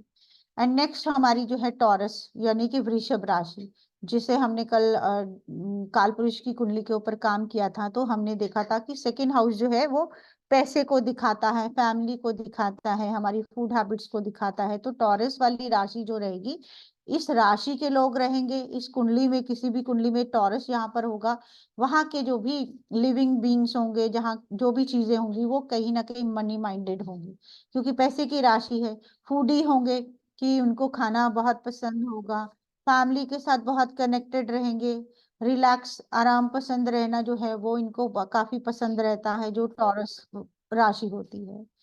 जेमिनी की जो साइन है वो तीसरे नंबर में आती है, तीसरे घर में आती है। तो आप कहिए कि वहां से जो हमारी कम्युनिकेशन है, हमारी बातचीत है, वो सारी जो है जेमिनी के साथ जोड़कर देखी जाती है। हमारी क्यूरियोसिटी, हम हर चीज के बारे में कितना जानना चाहते हैं, वो जेमिनी राशि से हम जो है चेक करते हैं। तो जिनकी भी जेमिनी राशि होगी वो लोग बहुत कम्युनिकेटिव होंगे, क्यूरियस होंगे, ऐसे लोगों को फन बहुत अच्छा लगता है, क्योंकि हॉबीज का भी वहां से हम कनेक्शन देखते हैं। वो लोग ऑनलाइन चीजों में काम करना, इंटरनेट से जुड़कर करना, जितने भी हमारे कम्युनिकेशंस के आजकल के मीडियम्स हैं, उन सब से उनकी कनेक्टिविटी काफी अच्छी जो है दिखाई देती है। कैंसर जो है वो बहुत ही इमोशनल आप कह लीजिए साइन रहता है, क्योंकि वो 4th हाउस में पड़ता है, जहां से हम मदर को देखते हैं। तो जो मदर की नेचर रहती है वही कैंसर वालों की नेचर रहती है। यहाँ पर टाइपिंग एरर हुआ है। तो केयरिंग इनका नेचर रहता है, इमोशनल होते हैं, बहुत भावुकता से हर सिचुएशन को डील करते हैं। और नर्चरिंग, जिस तरह से मदर नर्चर करती है, जिस तरह से वो सबका ख्याल रखती है, ऐसे ही सारे एट्रीब्यूट्स जो रहते हैं वो कैंसर राशि में आते हैं। तो अगर किसी की कैंसर राशि है तो वो इस तरह के लोग हो सकते हैं। कैंसर राशि कुंडली में जहां पर भी फॉल कर रही है, उस एरिया से, उस डोमेन से कैंसर को जोड़कर देखा जाएगा, वहां पर उन सब चीजों की पॉसिबिलिटी जो है वो बढ़ेगी। अगर कोई वहां से जो रिलेशनशिप दिख रहा होगा उसमें वो सारे एट्रीब्यूट्स रहेंगे जो कैंसर के हैं। सब तरह से हम जो है इन राशियों को चेक कर सकते हैं। देन हमारी लियो की राशि आती है। किंग का जो साइन हमारा 5 नंबर का, जो जिसको सन गवर्न करते हैं, वो लियो राशि हो गई। तो जो किंग की एट्रीब्यूट्स रहते हैं, जो उसके ट्रेट्स रहते हैं, वो लियो के अंदर भी आ जाते हैं। कि डोमिनेटिंग होना, अपनी सेल्फ रेस्पेक्ट के लिए काम करना, अपनी सेल्फ रेस्पेक्ट को बहुत मैटर करना, जेनरस होना, दूसरों का ख्याल रखना, लेकिन स्ट्रिक्ट भी होना, वो सारी जो चीजें रहती हैं वो लियो राशि के अंदर आ जाती हैं। फिर हम वर्गो की बात करें तो वर्गो जो है वो छठे हाउस में जाती है। छठा हाउस हमने कल देखा था कि आपके रोग, ऋण, शत्रु, आपके डिजीजेज, आपके डेथ्स, आपकी कंपटीशन स्किल्स, आपके लड़ाई झगड़ा, इन सबको दिखाते हैं। तो वर्गो के पास वो सारे जो कैरेक्टर्स हैं उनके पास जो है ऐड हो जाते हैं, कि उनके अंदर कॉम्पिटिटिव स्किल्स रहते हैं, वो हर चीज के लिए लॉजिकल रहते हैं, क्रिटिसिज्म अच्छा करते हैं, वो एनालाइज बहुत करते हैं हर चीज को, इंटेलिजेंस बहुत होते हैं, वो किस तरह से चीजों को मैनेज करना है वो सब कर सकते हैं। तो वर्गो के अंदर वो सारी क्वालिटीज जो हैं वो देखी जाती हैं। और वर्गो जहां पर भी आपके चार्ट में फॉल करेगा, वहां पर आपको इन सब चीजों का जो है एक मिश्रण कह लो, एक मिक्सचर कह लो, वो वहां पर आपको जरूर मिलेगा। नेक्स्ट हमारी जो है वो लिब्रा राशि है। लिब्रा राशि जो जो हमारी जो तुला रहती है, हमारी जो तोलने वाला एक बैलेंसर हमारा होता है, उसको रिप्रेजेंट करता है। तो जैसे एक बिजनेसमैन जो रहता है वो तोल मोल अच्छे से करता है, ये लोग भी उसी तरह से अच्छा तोल मोल कर सकते हैं, बैलेंसर होते हैं, कि हर चीज को अच्छे से बैलेंस करना, लग्जरीज हो, चाहे वो रिलेशनशिप हो, चाहे वो उनके कंफर्ट्स हो, चाहे वो आप उनकी जिंदगी के जितने भी डोमेन्स होंगे, उन सबको वो बैलेंस बना के अच्छे से चलना चाहते हैं। और जैसे हमने कहा तोल मोल की राशि है, तो बिजनेस माइंडेड भी रहते हैं ये लोग, कि अच्छे से अपनी लाइफ को किस तरह से इक्वल वे में हर किसी को इक्वालिटी देते हुए आगे बढ़ना, वो इनके पास जो है अच्छी एक क्वालिटी जो है वो रहती है। फिर हम स्कॉर्पियो की बात करें तो स्कॉर्पियो 8th हाउस में चली जाती है। जो हमारी काल पुरुष की कुंडली है वहां पर 8वीं राशि जो है वो 8वें घर में जाती है। और 8वां जो घर है, हमने कल बात करी थी, मिस्टिज्म का है, हिडन चीजों का है, ऑकल्ट का है। तो वो सारे जो कैरेक्टर्स है ना, वो स्कॉर्पियो वालों को मिल जाते हैं, कि सीक्रेटिव इनका नेचर रहता है, रिवेंजफुल होते हैं, ग्रजिस रखते हैं अपने मन में, किसी की ये एडवाइस नहीं फॉलो कर सकते, फॉलो इन सेंस कि इनको कोई एडवाइस दे रही है सक्सेसफुल नहीं हो सकते।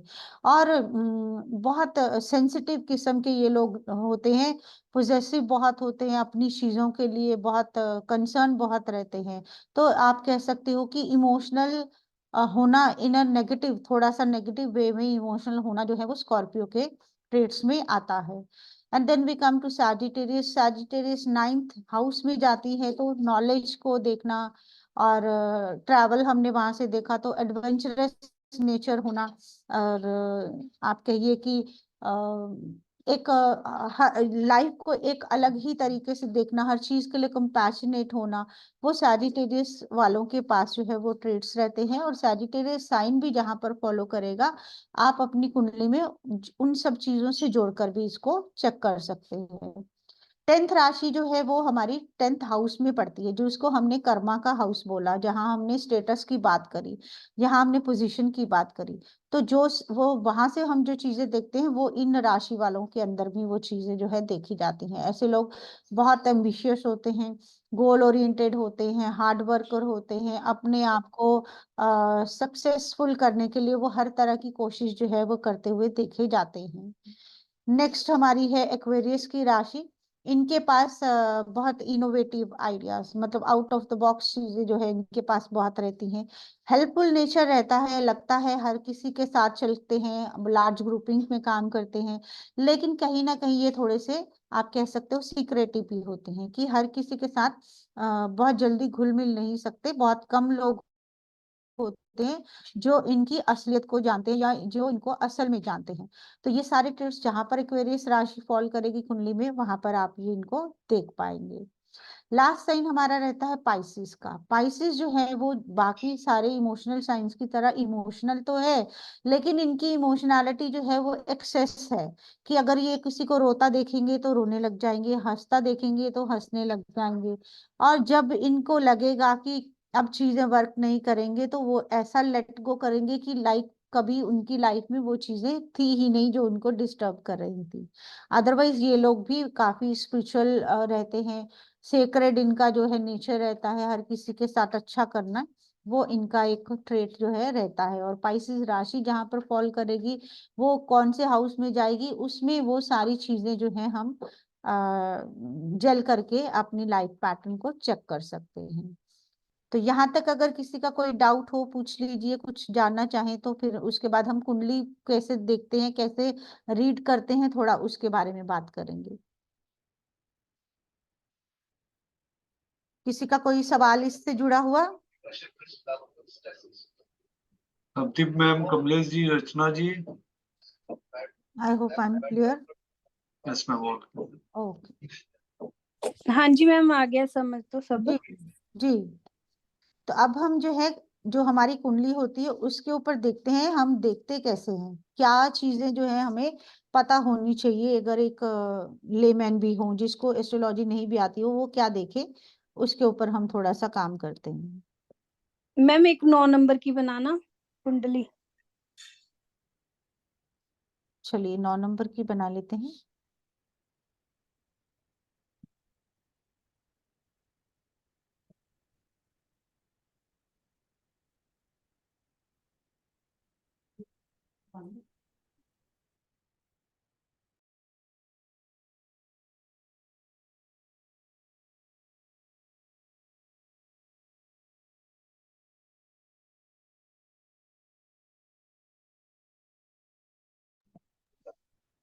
ओके, 9 हो गया हमारा, 10, 11, 12, 1, 2, 3,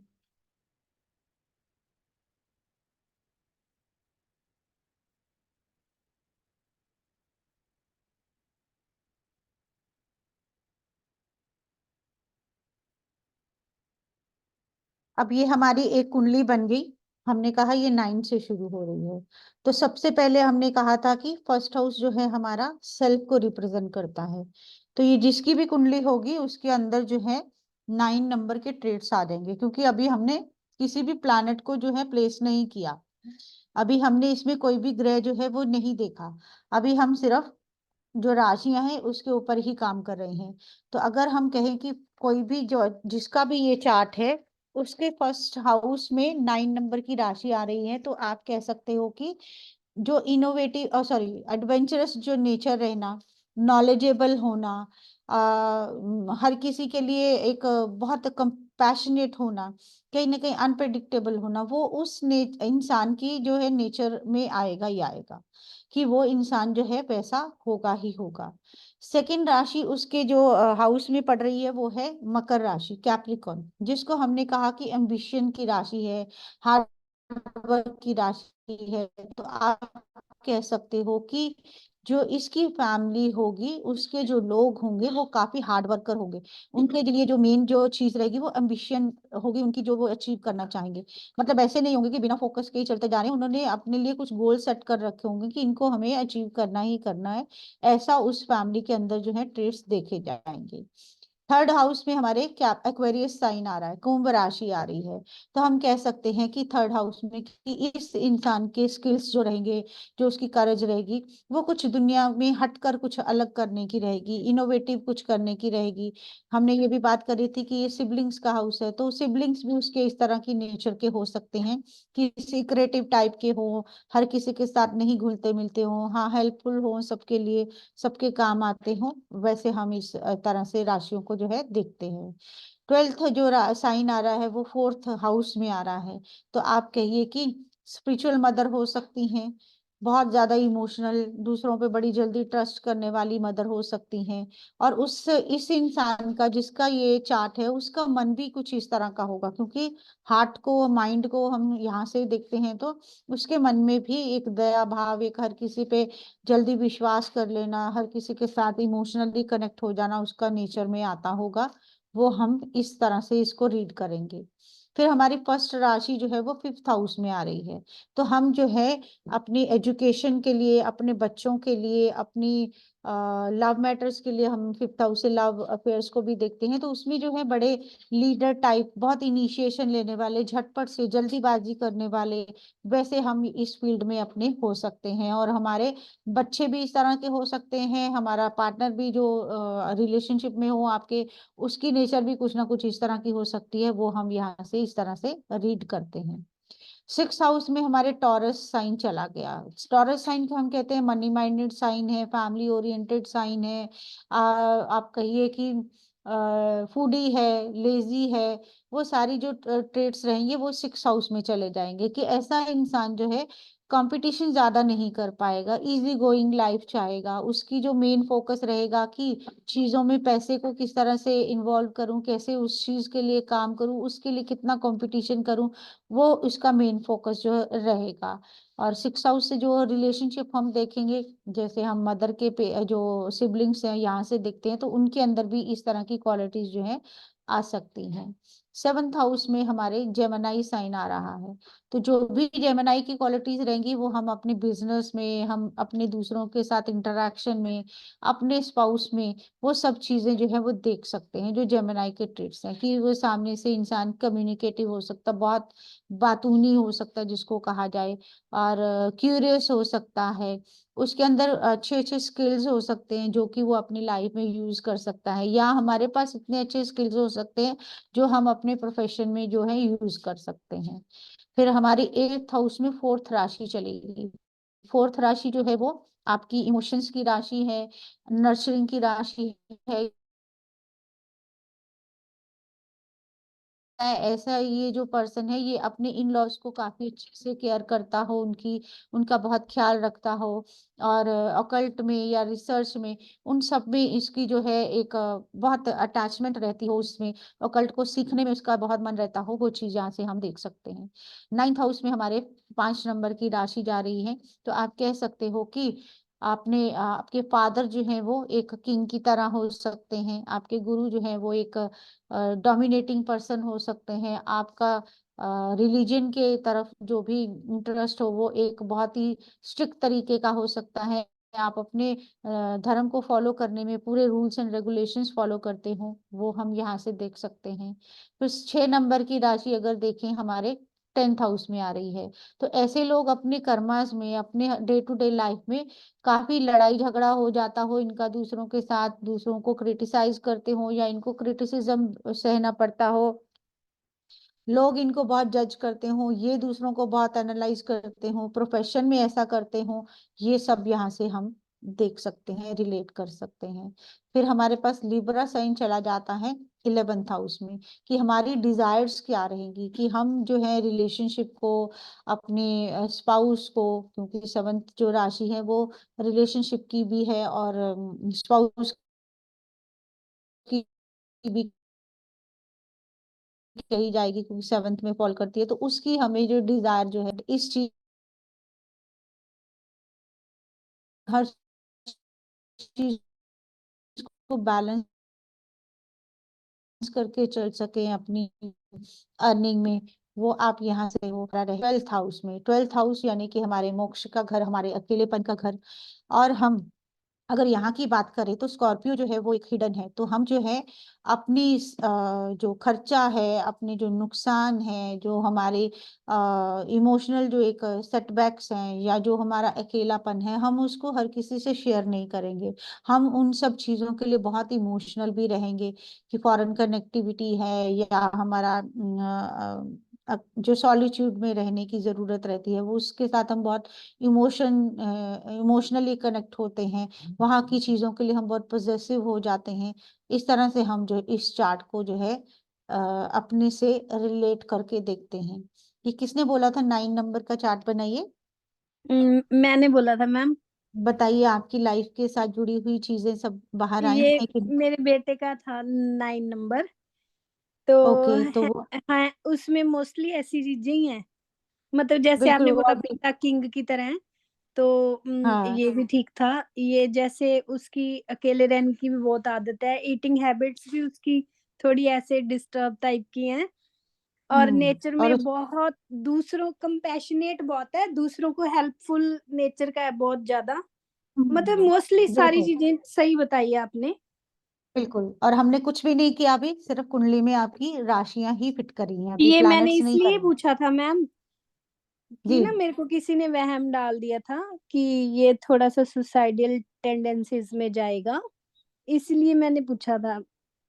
चलो वो जैसे जब इसके ना हम, हाँ, 8th हाउस में ना ये 4 नंबर लिखा हम्म है ना, हम्म, इसमें मंगल और केतु हैं इकट्ठे। ओके ओके, तो उसमें भी देखो ये नहीं कह सकते कि इस वजह से जो है सुसाइडल टेंडेंसीज हो सकती हैं, बहुत हम्म सारे फैक्टर्स काम करेंगे। तो जब हम काम करेंगे इसमें, सब प्लैनेट्स को बिठाएंगे, सब कनेक्शंस चेक करेंगे, फिर देखेंगे कि क्या ऐसा है। क्योंकि सबसे पहले हमें देखना होगा मून कैसा है, उसका लगन लॉर्ड कैसा है। अभी हमने असेंडेंट की बात नहीं करी, असेंडेंट का भी अभी मैं टॉपिक आपको थोड़ा सा बता के ही जाऊंगी, कि अगर हम कहें कि ये जो 9 नंबर है यहाँ पर क्यों आया गुरु है है। यहाँ पे, गुरु बिल्कुल बैठा है उसका। बिल्कुल बिल्कुल, तो कुछ भी डरने की जरूरत नहीं है अगर गुरु बैठा है यहाँ पर। हाँ गुरु है यहाँ पे, उच्च बिल्कुल, का है ना गुरु तो उसका।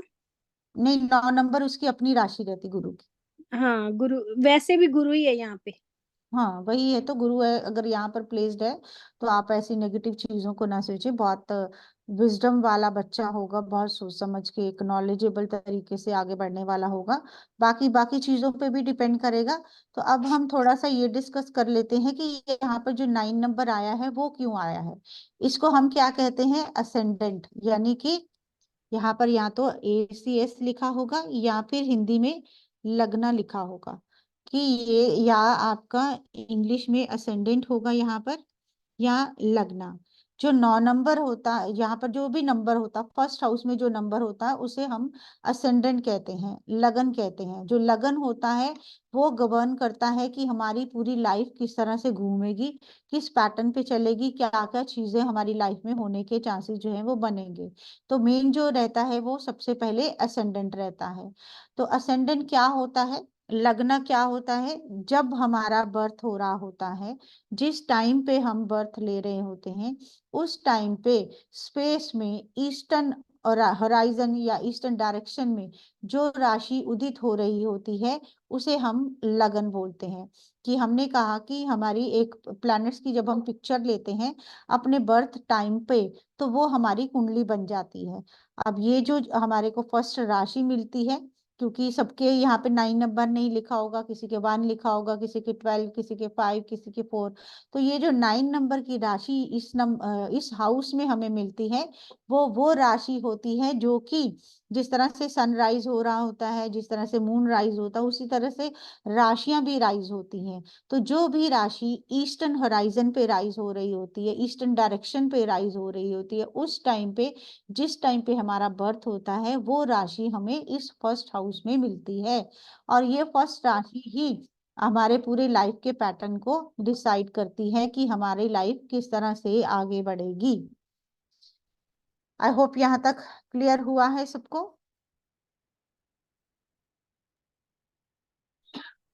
हाँ जी मैम। जी। और किसी का कोई भी क्वेश्चन हो, आज जितना भी हमने स्टडी किया जी उसके मैडम। रिगार्डिंग, तो आप लोग पूछ सकते हैं। मैडम इसमें एक बात समझ में नहीं आई, जैसे आपने नाइन्थ नो ही क्यों लिया है? जैसे मतलब अपन जैसे अपन कुंडली देखते हैं तो डेट ऑफ बर्थ रहती है, हाँ उसके बिल्कुल, अनुसार कुंडली उसमें की जाती है। बिल्कुल यहाँ पर देखिए उन्होंने कहा था 9 नंबर से बनाइए, तो इसलिए मैंने 9 नंबर से बनाई है। नहीं तो हम कुंडली कैसे फॉर्म करते हैं उस पर भी काम करेंगे। लाइक जैसे अगर मैं आपको बता ही दूं यहाँ पर कि हम जो है कुंडली बनाते कैसे हैं। मान लीजिए कि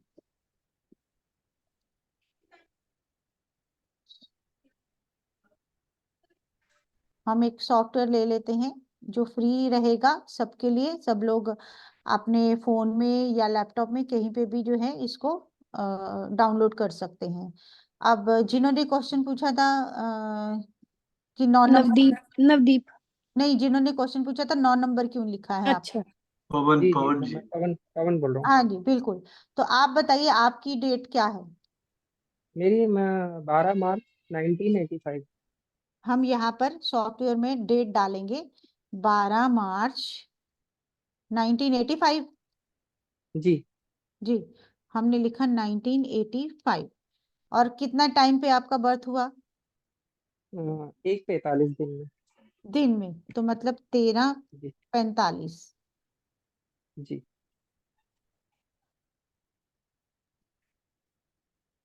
और प्लेस ऑफ बर्थ क्या है आपका। भोपाल। भोपाल। अब ये हम सॉफ्टवेयर में गए, आपकी हमने डेट डाली, आपका हमने टाइम डाला और आपका प्लेस डाला। तो इसको हम करेंगे सबमिट। और हमारे सामने जो आपकी कुंडली होगी, जिस टाइम पे आप पैदा हुए थे उस टाइम पे जी कौन सी राशि ईस्टर्न होराइजन पे, पूर्वी क्षितिज पर जो उदित हो रही थी, वो राशि आपको इस हाउस में मिलेगी। जब आपका जन्म लग्न में। हुआ, बिल्कुल उसमें उस दिन उस टाइम पे जमनाई यानी कि मिथुन राशि जो है यहाँ पर उदित हो रही थी। तो आपको जो है फर्स्ट हाउस में 3 नंबर की राशि मिली और आपका लगन जो हुआ वो मिथुन हुआ। जेमिनाई असेंडेंट है आप। तो असेंडेंट इस तरह से डिसाइड होता है कि फर्स्ट हाउस में कौन सी राशि आएगी। आप अपनी बर्थ डिटेल्स किसी भी सॉफ्टवेयर में डालेंगे, अपना डेट ऑफ बर्थ, अपना टाइम ऑफ बर्थ, अपना प्लेस ऑफ बर्थ, और वो आपको निकाल के दे देगा कि जिस टाइम आप पैदा हुए उस टाइम पे कौन सी राशि जो है वो उदित हो रही थी और क्या लगन आपको मिला है। अब ये जो मैडम। लगन बन मिला है, जी। ये आपकी लाइफ का पूरा पैटर्न जो है डिसाइड करता है। आप कैसे हैं, आपकी मदर कैसी है, आपके फादर कैसे हैं, वो अपनी लाइफ में क्या करेंगे, आप अपनी लाइफ में क्या करेंगे, वो सब चीजें जो है इसी से डिसाइड होंगी। ठीक है। बाकी हम डिटेल में कोर्स में करेंगे कि लगन से क्या देखना है, और एक मून साइन होता है, चंद्र राशि एक होती है। क्वेश्चन पूछ सकता हूँ क्या मैडम आपने जैसे जी ये क्या जी जैसे पूछिए। कि मैम अभी अपन जैसे न्यूमरोलॉजी है, वास्तु है, या टैरो से ये है, इन चीजों की और इंटरेस्ट तो रहता है, लेकिन हम्म मैं सीख नहीं पा रहा हूँ, या समय का है, या किसी हम्म भी प्रकार से कह पाती नहीं। तो क्या इन चीजों की ओर मुझे जाना चाहिए? क्या मेरी कुंडली बोलती है मैं सीख पाऊंगा? बिल्कुल जा सकते हो क्या आप, अच्छा? डेफिनेटली जा सकते हो। क्यों जा सकते हो? आपका जो है चंद्रमा जो है 8 नंबर की राशि में बैठा है, तो आपका मन जो है बहुत खुश रहता है इस फील्ड में आके, कि आप नई नई चीजें सीखें, आप हिडन चीजों को ढूंढें, कि जो किसी को नहीं पता आप उनको बताएं, उसमें आपका इंटरेस्ट रहता है। जी, आई होप आप समझे। जी। जी, तो इस वजह से आपका जो है इंटरेस्ट रहता है। उसके बाद जो है जुपिटर आपका 8th हाउस में प्लेस्ड है। 8th हाउस को हमने कहा ऑकल्ट से जुड़ा हुआ हाउस, कि जितनी भी पराविद्याएं हैं, जितनी भी ऑकल्ट की मोडालिटीज हैं, वो सारी जो है यहाँ से हम देखेंगे। तो वहां पर जुपिटर की प्लेसमेंट, कि जुपिटर को हम क्या कहते हैं, कि वो स्पिरिचुअल प्लैनेट है, ज्ञान का प्लैनेट है। और वो वहां पर बैठ के आपको इंट्यूशन दे रहा है। आपके साथ ऐसा भी होता होगा कि आप जिसको जो बोलते होंगे वो सच हो जाता होगा, जो आपके मन में लगता जी जी, होगा कि ये सही होने वाला वाला है, ऐसा होने वाला है, जिसको कहते हैं इंट्यूशन स्ट्रांग होना या पूर्व ये आभास तो होना। बचपन से ही है मेरे, तो वो तो जब आप पैदा हुए थे, ऑटोमेटिकली। जिस दिन आप पैदा हुए थे, गुरु आपको यहीं पे मिला था, तो वो बचपन से ही होगा। तो ये तो ऐसा वो है, कई कनेक्शन। बार तो मिट्टी भी उठा के दे दे तो वो किसी किसी के लिए बहुत काम की हो जाती है। ऐसे ही बिल्कुल। मैंने जनरली बोल दिया यार ये कर ले, ये हाँ हो बिल्कुल। जाएगा, तो लगभग लगभग वो काम उसका पूरा हो ही जाता है, या उसको कोई मार्ग मिल जाता है। बिल्कुल, तो वो चीज है, इसलिए ही आपका इंटरेस्ट इसमें जा रहा है। और अगर हम आगे देखते हैं, आपका टाइम पीरियड इस वक्त में शुक्र का जा रहा है, फिर आपका जी सूर्य का टाइम पीरियड जाएगा। तो सूर्य के टाइम पीरियड में आप कह सकते हो कि कुछ मन जो है इसमें ज्यादा रचने लग जाए।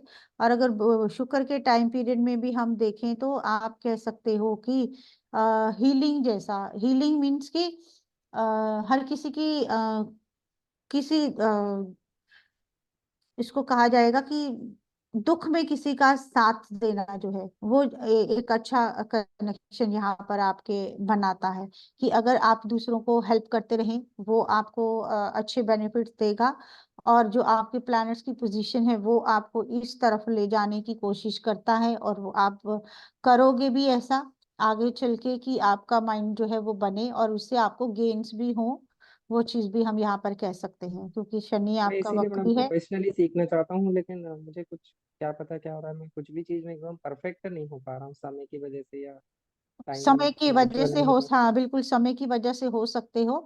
और ये मैं कहूंगी कि एकदम से अगर प्रोफेशनल होना चाहते हो, फिर तो आपको सब छोड़कर इसके पीछे जाना पड़ेगा। बट हो सकता है आपकी लाइफ में और भी प्रायोरिटीज हो, उनको भी देखना है, अपनी रिस्पॉन्सिबिलिटीज जी को जी। देखना है, तो ऐसे धीरे टीचर धीरे, भी हूँ मैं, हाँ बिल्कुल, धीरे धीरे ऐसे जो है टीचर हूँ, आप, गवर्नमेंट टीचर भी हूँ सौभाग्य से। बिल्कुल बिल्कुल उच्च का आपका शुक्र है यहाँ पर प्लेस्ड, और मरकरी साथ में है। तो डेफिनेटली वो सब चीजें आप कनेक्ट कर सकते हो। और गुरु के मतलब ज्ञान बांटने से पैसा आना, एक टीचर का जो एक डोमेन रहता है, वो चीज जो है वो अच्छे से कनेक्ट हो रही है आपकी। तो इसको आप धीरे धीरे से सीख सकते हो, स्टेप बाय स्टेप। तो डेफिनेटली आप सीख पाओगे अच्छे से। जी, थैंक यू मैम। जी, जरूर मैडम वेलकम। क्लास ज्वाइन करूंगा, क्लासेस के लिए। जी, मोस्ट जी, वेलकम। थैंक तो सर आज की मैम हाँ, हाँ जी, मैंने ये पूछना था कि जैसे आप कल से स्टार्ट कर रही हैं बेसिक कोर्स, परसों से कर रहे हैं हम, फ्राइडे से। परसों से कर रहे हैं, तो जी, इसमें मैम जैसे एस्ट्रोलॉजी तो एक बहुत बड़ा विषय है ना, तो काफी बिल्कुल टाइम लग जाता है। तो बिल्कुल आप हम, सिर्फ बेसिक करवाओगे या एडवांस भी हाँ करवाओगे? बिल्कुल, हम 7 डेज का बेसिक करवाएंगे। पहले आप उस पे प्रैक्टिस कर लेंगे, फिर हम नेक्स्ट लेवल पे चलेंगे। तो फर्स्ट हम पहले ये टोटल बेसिक। कोर्स कितना लंबा है? देखो, कोर्स लंबा करने के लिए आप इसको 10 लेवल्स तक भी ले जा सकते हो, आप पे जी। डिपेंड है कि आप कितनी एफिशिएंसी दिखाते हो, कितना प्रैक्टिस करते हो, और कितना हम आगे इसको ले जा सकते हैं। तो जाने के लिए एस्ट्रोलॉजी एक नेवर एंडिंग सब्जेक्ट है, लेकिन आप 2-3 लेवल में एक अच्छी प्रेडिक्शन जो है वो कर पाएंगे। इवन हम कोशिश करेंगे कि फर्स्ट लेवल में भी आपको इस तरह से चीजें समझाई जाए कि फर्स्ट लेवल की प्रेडिक्शन तो आप सबको करके दे ही देंगे, तो कि हर मैम मैम एक बार जब कंटेंट आप, बता देना। जी हाँ फर्स्ट जी जी लेवल में वही क्या है, पूछने पहले वाली थी कंटेंट बता नेक्स्ट देना। में, एक बिल्कुल बार मेरा स्क्रीन नेक्स्ट स्टॉप क्वेश्चन कर यही दे। था जी, कि आप बेसिक में कौन क्या क्या कंटेंट करवाएंगे, प्लीज बिल्कुल बता दीजिए। बिल्कुल।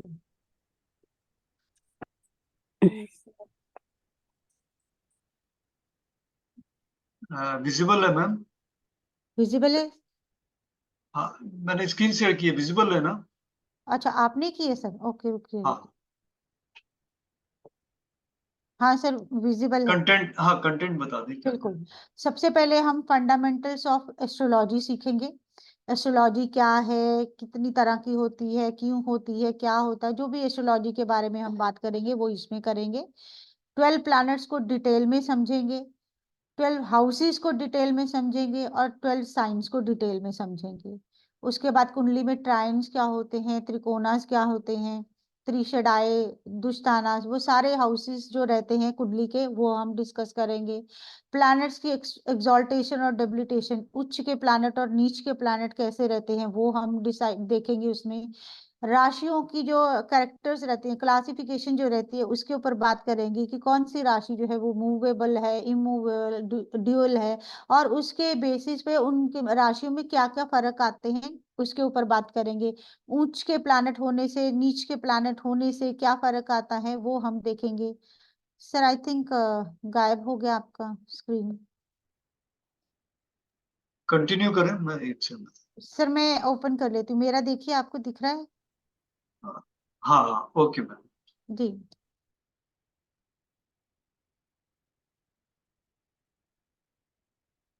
तो हम जो है इसमें एग्जॉल्टेशन और डेबिलिटेशन करेंगे, कितने ग्रहों के उच्च नीच से क्या फर्क पड़ता है, और राशियों की कितनी तरह की जो क्लासिफिकेशन होती है उसमें मूवेबल है, इमूवेबल है, ड्यूअल साइन है, आपकी एरी है, फायरी है, वाटरी साइन है, वो सब हम जो इसमें डिस्कस करेंगे। रेट्रो और कंबस्ट प्लैनेट क्या होते हैं, वक्री ग्रह क्या होते हैं आपकी कुंडली में, और कंबस्ट ग्रह क्या होते हैं उसके ऊपर हम काम करेंगे। आपकी कुंडली में कौन से ग्रह मारक होंगे, कौन से ग्रह बाधक होंगे, कौन से ग्रह आपके रास्ते में ऑब्स्टेकल्स देने वाले होंगे, कौन से प्लैनेट जो है वो आपकी कुंडली में अकारक हैं, वो आप इसमें जज कर पाओगे, आप चेक कर पाओगे कि कौन सी प्लैनेट्स के जो है टाइम पीरियड जो होंगे वो हमें अच्छे फल दे सकते हैं या कौन से बुरे दे सकते हैं। उसके बाद मंगलिक दोष जो रहता है उसके ऊपर हम बात करेंगे। मंगल का जो दोष रहता है वो होता किस तरह से, किस तरह से बनता है, और किस किस तरह से उसकी कैंसलेशन होती है। पंच महापुरुष योग, जो हमारे कुंडली में कुछ योगास होते हैं मेन, जो आपको जो है पता होने चाहिए, उसके ऊपर हम इस पे बात करेंगे।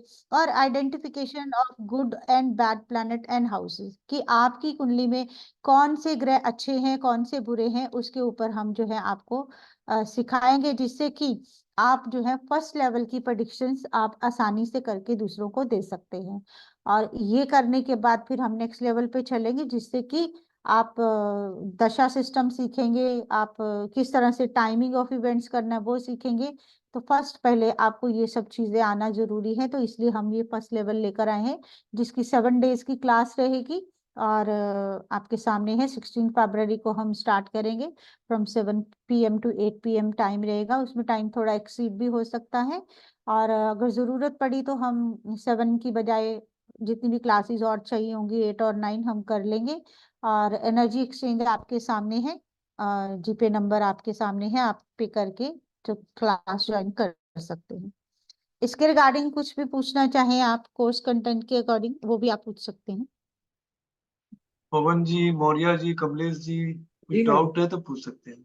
कविता जी, दीपा मैं जी। ये पूछना चाह रहा था, क्या आपने जैसे बताया 7 दिन 7 डेज की क्लासेस रहेंगी, तो क्या ये जैसे अब किसी को बिल्कुल नैम्बो ये इसके बारे में बिल्कुल नहीं आता है, कंप्लीट से इन सब चीज़ों के, तो 7 दिन में बिल्कुल सब कवरिंग करने को सीख पाएंगे? बिल्कुल कर पाएंगे, करवाना और इसके मेरा बाद काम। भी अगर यदि कोई जरूरत लगी तो कोई हेल्प बिल्कुल या कुछ मिल बिल्कुल, पाएगी? व्हाट्सएप, हाँ व्हाट्सएप ग्रुप हमारा हमेशा रहेगा। आपको जो भी डाउट हो आप व्हाट्सएप ग्रुप में डालेंगे और आपकी क्लैरिफिकेशन जो है वो करी जाएगी। और और साथ में कुछ नोट्स भी प्रोवाइड होंगे क्या? पीडीएफ नोट्स मिलेगी। मिलेंगे क्या कुछ? पीडीएफ मिलेगी आपको, और साथ में रिकॉर्डिंग्स आपको सभी मिलेंगी। ओके, जी, थैंक यू। वेलकम। चलिए, किसी और का कोई सवाल?